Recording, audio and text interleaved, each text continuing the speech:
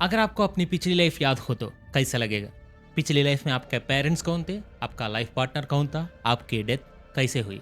अगर ये सब कुछ याद हो तो ये गिफ्ट है या ये कर्स? इस सवाल का जवाब अपनी लाइफ से देने वाली एक लड़की शांति देवी की रियल स्टोरी है। ये एक 4 साल की बच्ची अपने पेरेंट्स से झगड़ पड़ी। आप लोग मेरे पेरेंट्स नहीं हो, मेरा एक हस्बैंड और बेटा दूसरे शहर में है, मुझे मेरा घर भेजो। ये बच्चों का कोई मामूली नाटक नहीं था, ये इंडिया का सबसे फेमस रीइंक्रिनेशन केस है, जिसमें खुद महात्मा गांधी ने एक 15 मेंबर कमेटी बनाकर इन्वेस्टिगेशन करवाया था। एक और केस सुनाता हूँ। एक 2 साल का बच्चा अपने दादा के पास जाकर बोला, मुझे गन के शूट करके मार दिया था, और अपनी बॉडी पर एक बर्थमार्क दिखाया। जब पुलिस ने पोस्टमार्टम रिपोर्ट चेक की तो उस बच्चे के पीछे लाइफ वाले पर्सन को ठीक उसी जगह पर बुलेट लगी थी। सुनने में यकीन नहीं होता ना, लेकिन ये ना मानने वाले सच हैं। और कुछ देर के लिए आपको इनकी पिछली लाइफ में ले जाने की रेस्पॉन्सिबिलिटी मेरी है। लेकिन असली स्टोरी में जाने से पहले सिर्फ 2 मिनट में यहाँ तक आने वालों को मेरा स्पेशल थैंक्स, क्योंकि आप ही हमारी बानो इनसाइट्स की असली स्ट्रेंथ हो।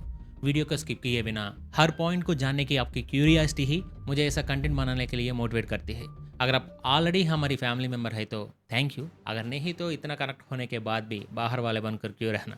नीचे दिए सब्सक्राइब बटन को दबाकर हमारे घर में आ जाइए। Hello and welcome to Bano insights. 11 दिसंबर 1926 दिल्ली में रहने वाली पंडित राधा कृष्णा और उनकी वाइफ लाडली देवी के घर एक बेटी पैदा हुई। उस घर की वो पहली लड़की थी। उसके 3 बड़े भाई थे। बचपन से ही उसे बहुत प्यार से पाला गया और उसका नाम रखा गया शांति देवी। उसने बहुत जल्दी बोलना शुरू कर दिया और देखते ही देखते वो 4 साल की हो गई। एक दिन अचानक वो अपने फादर के पास गई और बोली, मुझे मेरा घर ले चलिए। उसके फादर को 1 मिनट तक कुछ समझ नहीं आया।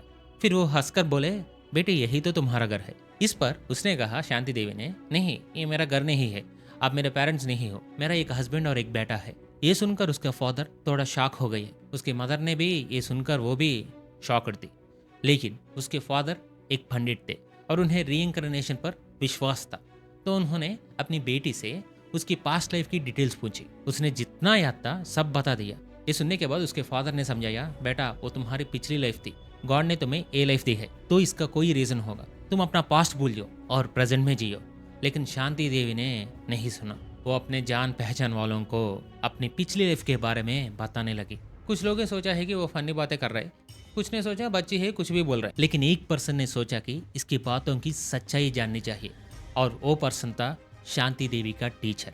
एक दिन क्या हुआ, शांति देवी दिल्ली से मदुरा के लिए पैदल ही निकल पड़ी। कुछ दूर जाने पर उसके पेरेंट्स और टीचर्स ने उसे ढूंढकर रोका। जब पूछा कि ऐसा क्यों कर रही हो तो उसने कहा, मेरा हस्बैंड मदुरा में मेरा वेट कर रहा है, मुझे वहां जाना है। उसे घर लाने के बाद उसके टीचर ने उसे बात करना शुरू किया और उन्होंने जान से शांति देवी की बातें सुनी। उसके अकॉर्डिंग उसकी प्रीवियस लाइफ में उसका नाम लुगडी देवी था। उसके हस्बैंड का नाम था केदारनाथ चौबे, मदुरा के एक कपड़ा व्यापारी। उनके पहले भी एक शादी हुई थी, लेकिन वो वाइफ शादी के कुछ महीनों के बाद ही मर गई थी। इसके बाद उन्होंने दूसरी शादी की और वो थी लुगडी देवी। दोनों एक साथ बहुत खुश थे, एक दूसरे से बहुत प्यार करते थे। शादी के 1 साल बाद उसकी तबीयत खराब हुई तो केदारनाथ ने ही उसकी पूरी देखभाल की। ठीक होने के बाद वो प्रेग्नेंट हो गई। इस बीच फिर से उसकी हेल्थ खराब होने लगी। केदारनाथ ने सोचा कि उसे किसी दूसरे शहर लेकर ट्रीटमेंट करवाई, लेकिन उसे अपने हस्बैंड को छोड़कर जाना पसंद नहीं था। तो उसने मदुरा में ही डॉक्टर से ट्रीटमेंट करवाया। फिर उसकी डिलीवरी का टाइम आया।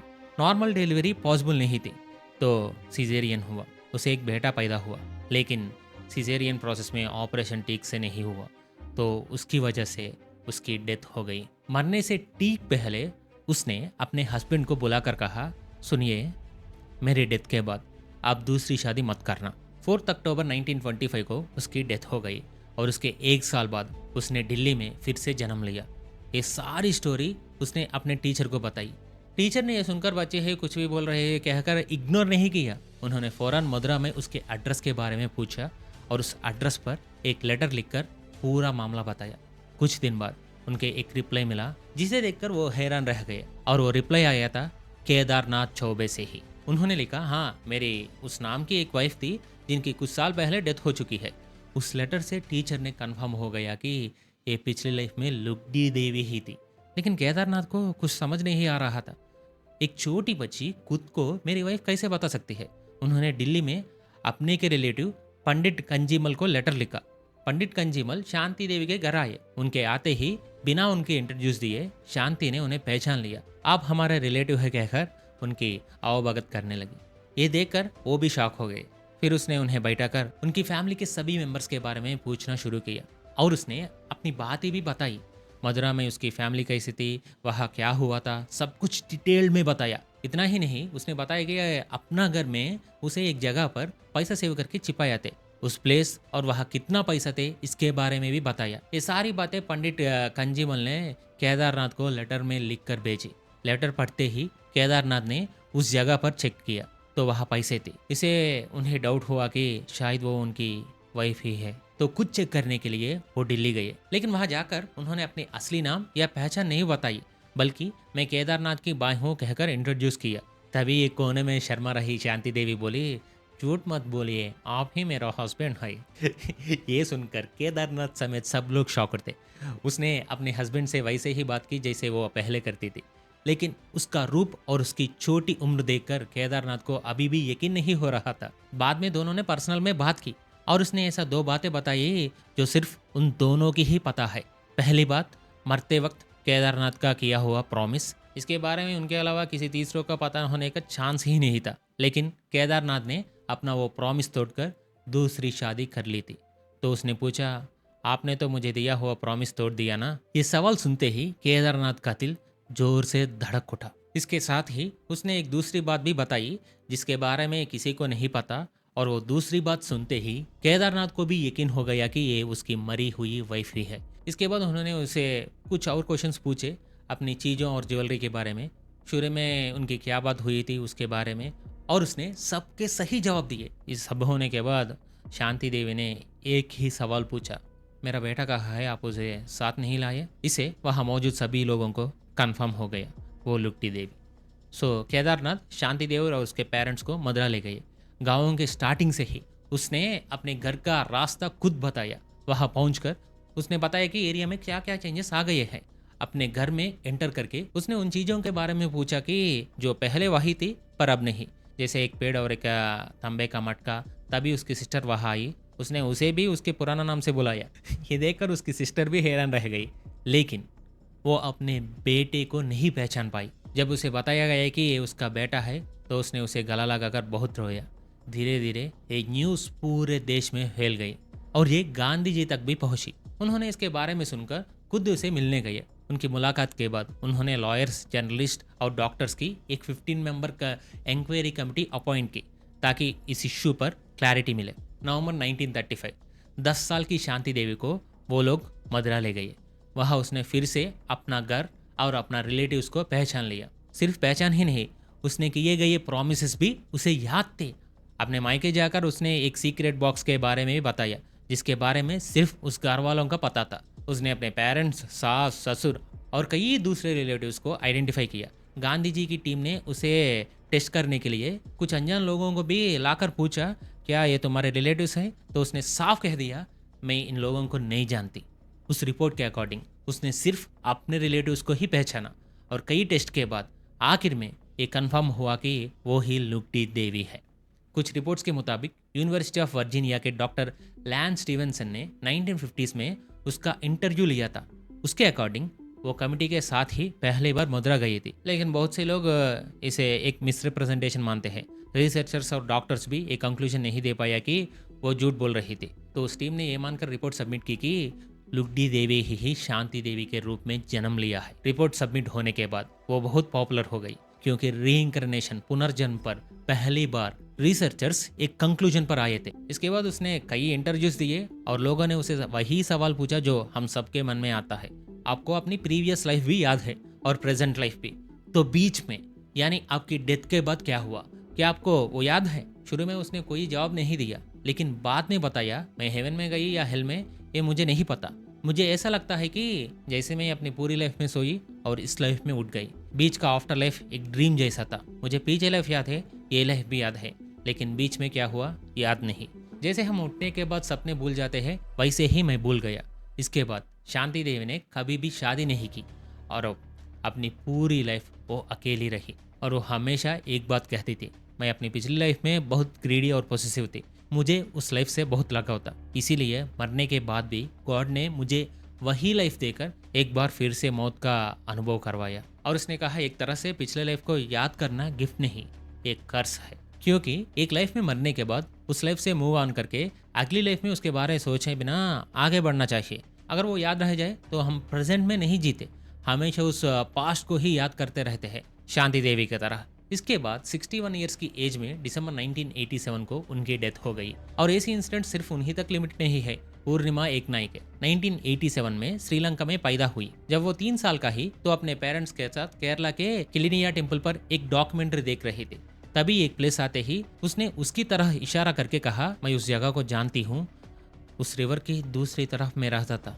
उसके पेरेंट्स को कुछ समझ नहीं आया। पहले तो उसने कहा कि वो दूसरी कंट्री में रहती थी, और दूसरे उसने एक लड़के की तरफ बात की। उसके फादर जो एक स्कूल टीचर थे, उन्हें उसे प्यार से पूछा कि क्या हुआ। तब उस बच्ची ने कहा, मेरा नाम पूर्णिमा नहीं, जिनादासा पेरेरा है, और वो केरला के कोलंबो के पास केलेनिया विलेज में रहता था और अगरबत्ती बनाता था। उसकी फैमिली सिर्फ अगरबत्ती का ही बिजनेस करती थी। एक बड़े ट्रक से टक्कर लगने से एक्सीडेंट में उसकी डेथ हो गई।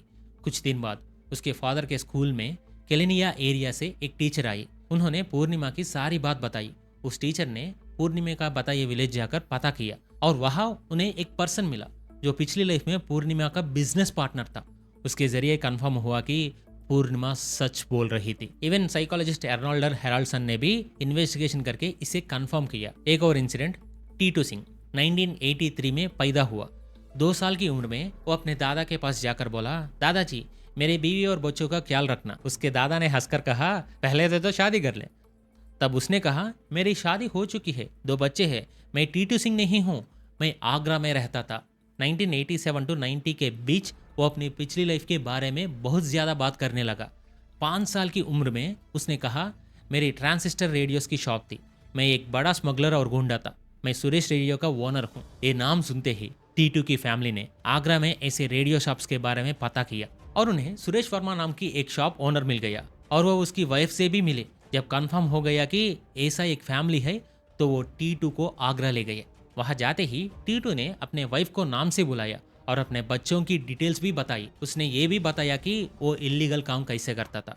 और सबसे बड़ा कंफर्मेशन, पिछली लाइफ में सुरेश वर्मा को किसी ने गन से शूट किया था, और ठीक उसी जगह पर टीटू की एक सर्किल शेप की बर्थमार्क था। सुरेश वर्मा की डेथ 28 अगस्त 1983 को हुई थी, और टीटू सिंह 10 दिसंबर 1983 को पैदा हुआ। इसके अलावा और भी कई इंसिडेंट्स हैं। एक फेमस केस है जेम्स लेनिंगर का। 2 साल की उम्र में उसने वर्ल्ड वॉर 2 और उसकी फ्लाइट्स के बारे में बात करना शुरू कर दिया। एक दिन एक पिक्चर दिखाकर कहा, यही मेरी डेथ हुई थी, मेरे प्लेन को शूट कर दिया गया था। इन्वेस्टिगेशन पर पता चला कि उसका बेटा वर्ल्ड वॉर 2 में लड़ने वाला second lieutenant James M Houston junior था। इस केस को यूएई के चाइल्ड साइकोलॉजिस्ट जिम्बी टक्कर ने स्टडी करके कंफर्म किया। तो अब आते हैं मेन टॉपिक पर। क्या रीइंकार्नेशन, पुनर्जन्म पॉसिबल है? अगर ट्रू है तो सिर्फ उन्हें ही क्यों याद रहता है, हमें क्यों नहीं? इसे समझने के लिए आपको हिंदू सोल सर्किल के बारे में जानना होगा। हमारे ग्रंथों के अकॉर्डिंग हमारी आत्मा एक सर्किल में घूमती है। जन्म लेना, मरना, अपने कर्म का फल भोगना और फिर से जन्म लेना। इस सर्किल से बाहर निकलने का एक ही रास्ता है, मोक्ष या साल्वेशन। इस प्रोसेस में आत्मा सैकड़ों बार इस सर्किल में घूमती है, लेकिन एक लाइफ से दूसरी लाइफ में जाते वक्त कर्मा का फल भोगने के बाद वो यादें मिट जाती है। अगर वो याद रही तो हम प्रेजेंट लाइफ नहीं जी पाएंगे। फॉर एग्जाम्पल, पिछली लाइफ में किसी ने हमने मारा, अगर हमें वो याद रहा तो हम इस लाइफ में उस बदला लेने के लिए घूमेंगे और अपनी प्रेजेंट लाइफ भूल जाएंगे। इसीलिए हमें याद नहीं रहता। तो शांति देवी जैसे लोगों को क्यों याद रहता है? इसका जवाब मुझे नहीं मिला। साइंस के अकॉर्डिंग कुछ साइंटिफिक थीरीज कहता है कि बहुत से बच्चों को बड़े होने तक पिछली लाइफ की मेमोरीज रहती है और एक एज के बाद वो भूल जाते हैं। बट ये सिर्फ थीरीज है, प्रूवन नहीं। तो हाँ, शांति देवी जैसे इंसिडेंट्स ही इसकी एग्जाम्पल है। तो आपको क्या लगता है, ये रीइंकार्नेशन है या नहीं? ये वीडियो पसंद आया तो रुकिए मत, मेरे 2 बेस्ट वीडियोस मैं यहाँ रखे हैं। ये बिंज वॉचिंग सेशन शुरू करने से पहले सब्सक्राइब बटन दबा दीजिए ताकि हमारा कनेक्शन बने रहे। एक लाइक भी कर दीजिए और एंजॉय कीजिए। वीडियो अंत तक देखने के लिए thank you so much, love you.